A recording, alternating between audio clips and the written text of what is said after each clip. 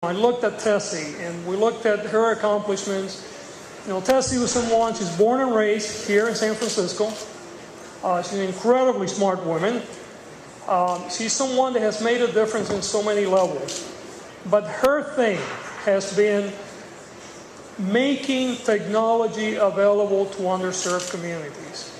And you know, there was one thing that I was not aware of. I know that technology is often, and you know, the internet is not often available to underserved communities, but I didn't know how acute the problem was until I started reading about Tessie and her work and finding out that 50% of minorities and the elderly and rural communities do not have access to the internet. And what a tremendous disconnect and disadvantage that creates in a world that is increasingly moving through technology, and that those that do not have access to technology are left behind. And what Tessie has done through her organization, ZeroDivide, where she is the CEO, is take technology to those communities that have been underserved for so many years and ensure that they get access to that. Additionally, she is the chairperson of the California Endowment Foundation, one of the greatest foundations in California that does so much good for so many people in so many different ways, whether it's in the criminal justice system for youth and others. So this is a woman that, you know, has incredible accomplishments on her own. She's been very successful in the private world, has made money, and then has turned around and worked to make life better for so many people. And what a statement for women.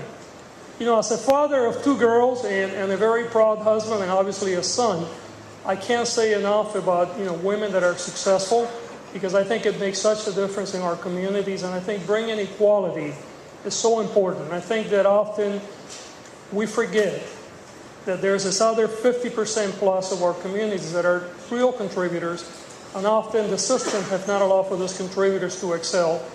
I know that is changing, and certainly in San Francisco it's not the case. But I can't say enough for what this means to me being here with you today and for honoring Tessie today. Thank you so much for everything you do. It's a real honor. And I want to present you with these beautiful flowers. And we have a certificate here that comes from our office. And I also want to thank someone else, and it's Rebecca Prosen. She is the head of all of our community efforts. She's the chief of the section in the office. You know, unlike many other places, actually in our office, the majority of the people in charge, other than VA, happen to be women. And I'm very proud of that. I think that's a testament to our performance. And I'm so happy and so honored to recognize you for all the great things that you do, Tessie. Would you like to say a few words? Not quite prepared, but I obviously so grateful and honored for this recognition.